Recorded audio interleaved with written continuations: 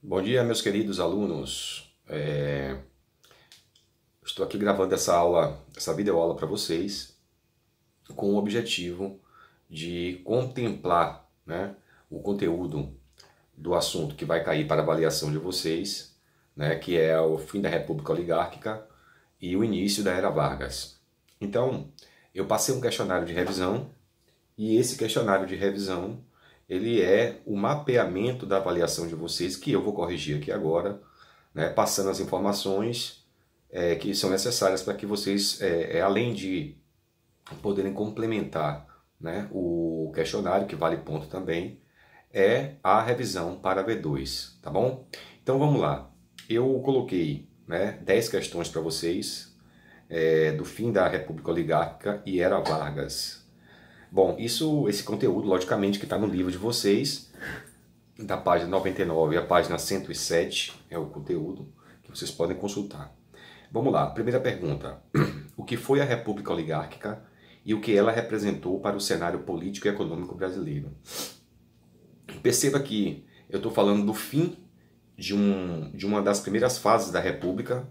O livro de vocês e alguns historiadores colocam que a República Oligárquica ela é a segunda República ou a primeira República. Há uma confusão, há uma divergência, há um entendimento de historiadores sobre a República Oligárquica. Mas enfim, o que é que ocasionou, o que era a República Oligárquica e o que é que ocasionou o final dessa República Oligárquica e quais são as consequências que isso trouxe para o Brasil? Bom, nós sabemos que a República Oligárquica foi uma república presidida, gerenciada e coordenada pela elite agrária brasileira, né? Principalmente os barões de café do eixo Rio, São Paulo e Minas. A República Oligárquica ela representa uma elite agrária, especificamente do café, desse eixo que eu falei, que gerenciava o Brasil politicamente. Dois partidos, basicamente, eram os partidos oficiais, o PRP, Partido Republicano Paulista, e o PRM, Partido Republicano Mineiro. A capital do Brasil era o Rio de Janeiro. E o poder brasileiro, o poder executivo brasileiro, no caso o presidente, ele era eleito exatamente de acordo com a necessidade de se valorizar essa elite, de manter essa elite no poder. E tanto é que apelidou-se esse período da República Oligárquica de política do café com leite, porque revezavam-se no poder do brasileiro, ora presidente da República Paulista, ora mineiros, que tinham uma associação com a questão da pecuária, né? Muito embora Minas Gerais fosse um estado que também produzisse café, né? Mas caracteristicamente foi a pecuária que caracterizou a política do café com leite. E o que é que levou ao fim da República Oligárquica? Justamente esse cinturão que fechava, que isolava o Brasil, né, da não participação de outros estados, Nordeste, Norte, Sul, né, na vida política brasileira. Né? Basicamente eram PRP e PRM, São Paulo e Minas, Minas e São Paulo.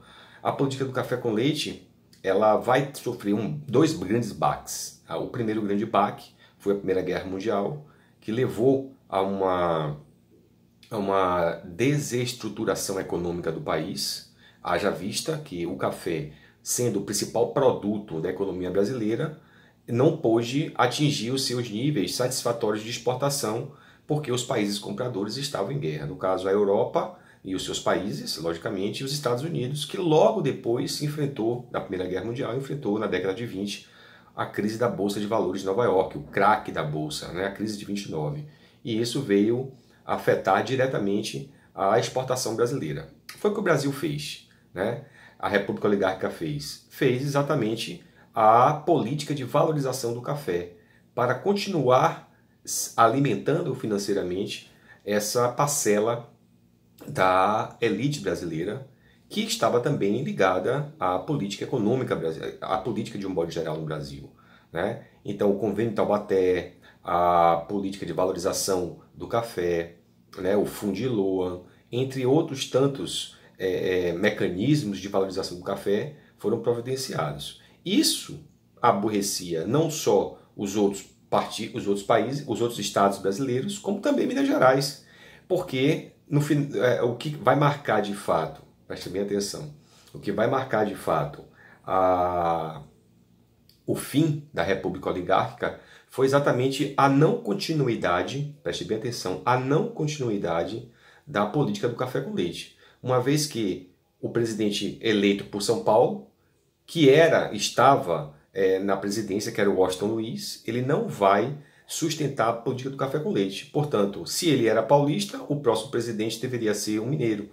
E ele optou pela continuidade de um paulista no poder para dar continuidade também à política de valorização do café, né? E o Júlio Prestes foi o candidato eleito, né, disputando com o Getúlio Vargas, que perdeu a eleição em 1929 e deveria assumir o poder em 1930, mas não aconteceu exatamente por conta da Revolução de 30. Aí eu já entro, inclusive, na segunda questão de vocês. Então, respondendo a primeira aí, a República Oligárquica eu já falei, e o que representou para o cenário político e econômico brasileiro. Exatamente, a quebra, né, o fim da República Oligárquica, ela vai quebrar a economia brasileira, que basicamente 60% a 70% da economia girava em torno do café.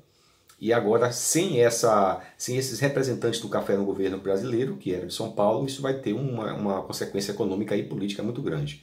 Ou seja, sai de cena os barões de café, sai de cena a política de valorização do café, sai de cena a política do café com leite, que já tinha sido abalada, né, exatamente com o rompimento de Minas Gerais, uma vez que não foi satisfeita para ela a eleição de um presidente mineiro, né?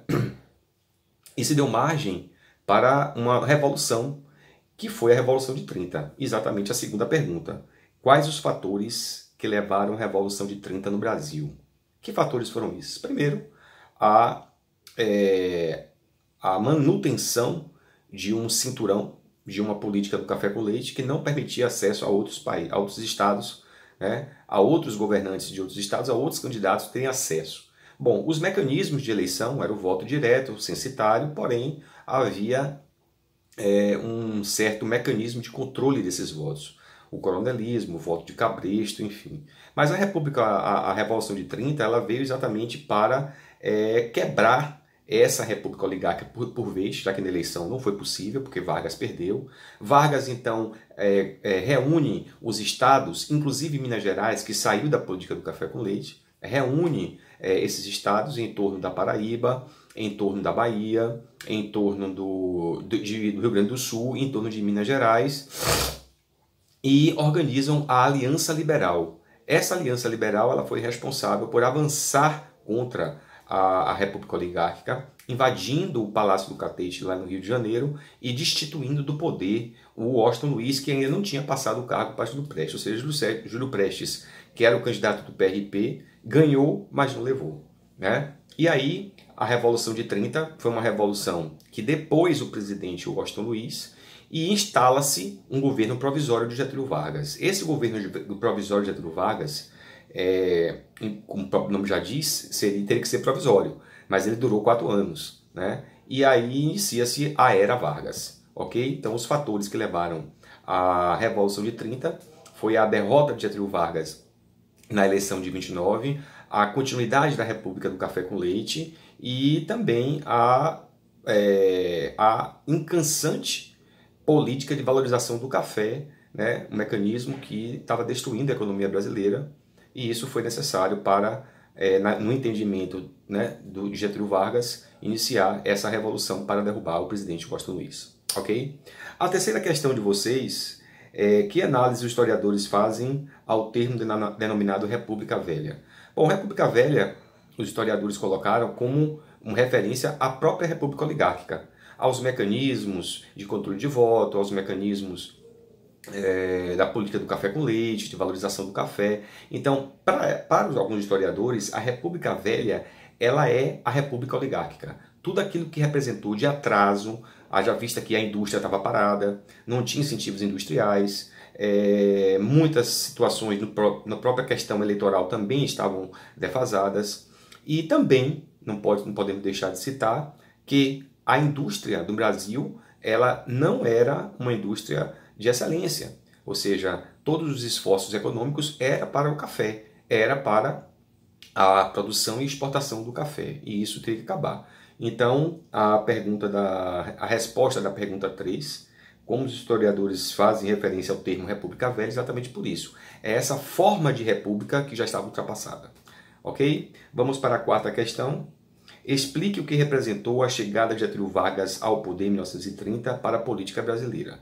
Bom, representou o início de uma nova era, a Era Vargas, historicamente falando. Politicamente falando, o Brasil vai passar por um momento de muitas transformações, inclusive com a substituição, né, do principal produto da economia brasileira, que era o café. Vargas vai iniciar um projeto de base, não é, para diversificar a economia brasileira e sustentar, logo de início do seu governo, a indústria. Tanto é que ele cria o Ministério, né, da Indústria e Comércio. Esse Ministério da Indústria e Comércio ele vai ser o pontapé inicial para um processo industrial no Brasil, iniciado na década de 30.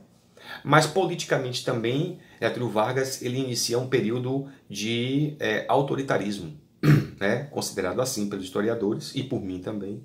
Haja vista que ele fecha o Congresso, fecha o Senado, ele nomeia interventores federais para os estados, tirando os governadores que foram eleitos, né, que eram representantes da oligarquia. Então a forma que Getúlio Vargas encontrou politicamente, né, ou, entre aspas, politicamente, para destituir ou para acabar de vez com a República Oligárquica foi nomeando interventores federais para os estados. Então nós temos três consequências aí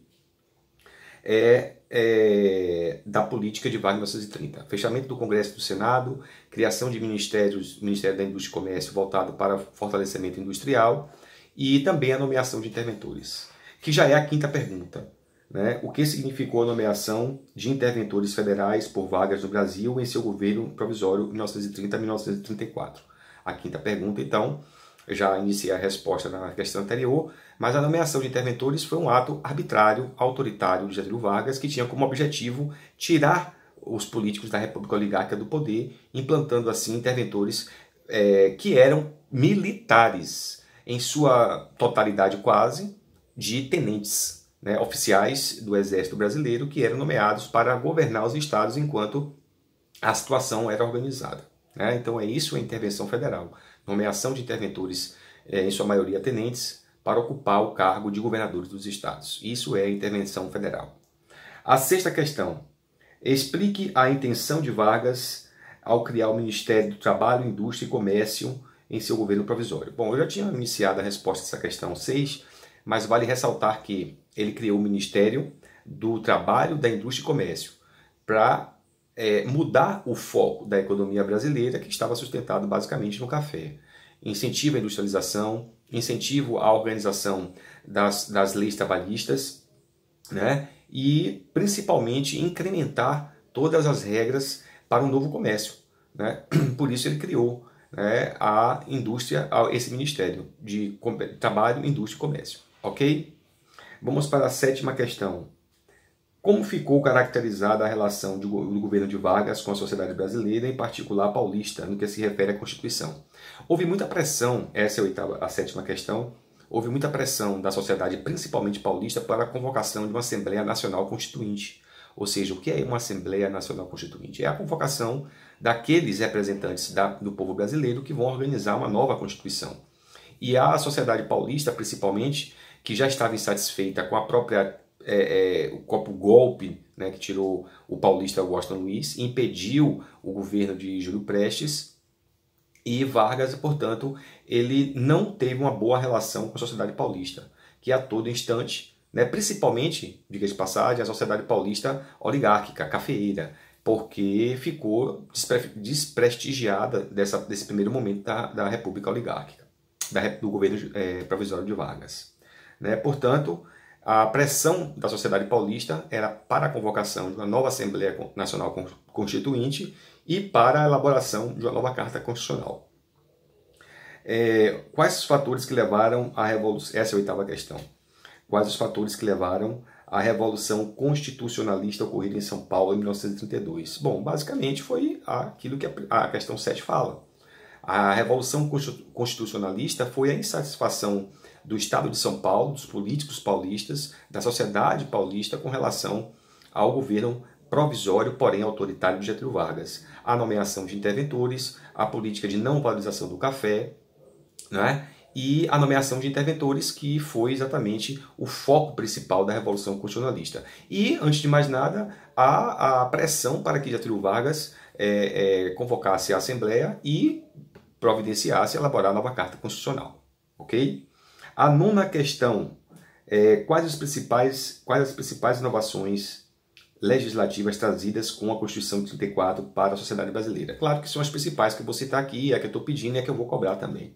Então nós temos aí o voto feminino no âmbito da justiça eleitoral, o voto feminino, o voto que não era mais secreto, o voto secreto, diga-se de passagem, instituiu o voto secreto, o voto feminino, e também, com relação à Constituição de 34, a criação da CLT, que é a consolidação das leis trabalhistas. Essas foram as duas principais alterações, né, da Constituição de 34. O voto feminino, que foi uma reivindicação, né, e uma estratégia de voto também para Getúlio Vargas, e a CLT foram as duas principais, eu diria, destaques da Constituição de 34. A 10ª questão, faça uma relação entre o governo provisório de Vargas, 30 a 34, com o governo de Vargas a partir da Constituição de 34. Bom, entende-se que Vargas subiu ao poder em 1930 no governo provisório com o objetivo de governar o Brasil de forma autoritária, né? A pressão sobre a Constituição de 34 justamente era para quebrar esse autoritarismo. E a partir de 34, Vargas, portanto, teria que seguir a Constituição, né? Características liberais, né?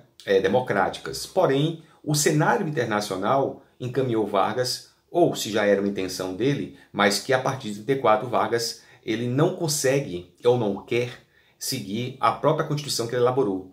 Portanto, ele em 34, ele faz de conta que vai seguir a Constituição, mas aplica um outro golpe, que é o golpe do Estado Novo em 37. Portanto, de 34 para 37, Vargas ele meio que maqueia a Constituição de 34, né?